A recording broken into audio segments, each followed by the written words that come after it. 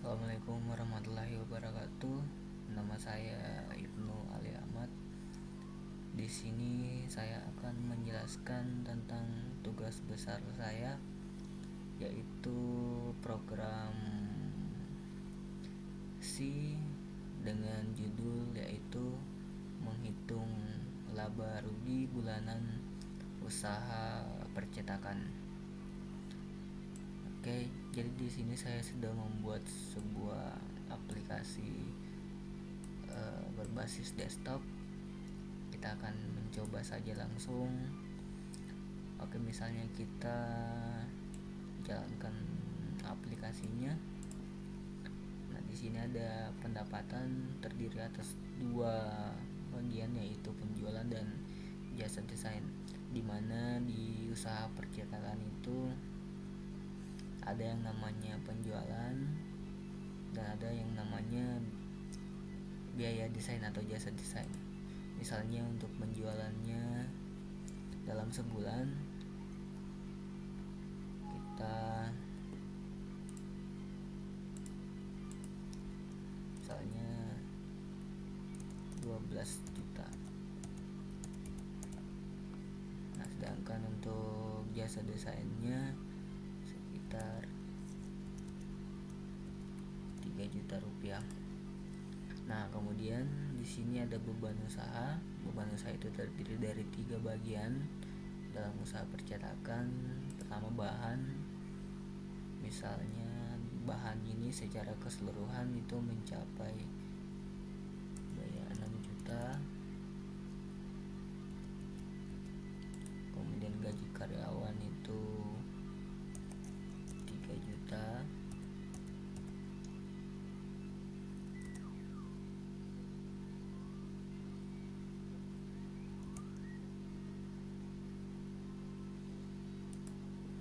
Kemudian biaya operasional 2 juta. Nah, ini adalah beban usaha dilihat dari keseluruhan. Jadi gaji karyawan misalnya sudah mendapatkan ini nih, yang 3 juta ini dibagi 3 orang, misalnya seperti itu. Nah, ini adalah keseluruhan. Nah, kemudian kita hitung. Oke. Di sini udah terdapat laba kotornya. Nah, laba kotornya itu jadi total semua yang dia dapatkan adalah 15 juta rupiah. Kemudian jumlah beban usaha itu 11 juta rupiah. Nah, kemudian keuntungan yang didapatkan dari laba kotor dan jumlah beban usaha adalah laba bersih sekitar 4 juta rupiah. Nah, jadi seperti itu. Oke, di sini saya akan mencoba untuk menjelaskan aplikasinya. Nah, di sini ada forumnya. Forum desainnya seperti ini. Saya menggunakan Windows application di GUI. Kemudian untuk source-nya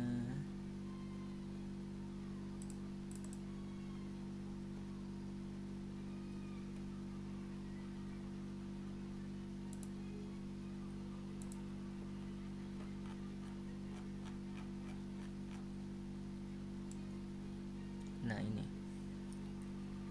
Untuk CS-nya seperti ini. Jadi di sini saya menggunakan dua fungsi button. Yang pertama button 2, yaitu fungsinya untuk mengexit. Nah, kemudian button 1, jika dia diklik maka akan mengexecute. Dan jika diklik button 1 maka akan menjalankan algoritma ini.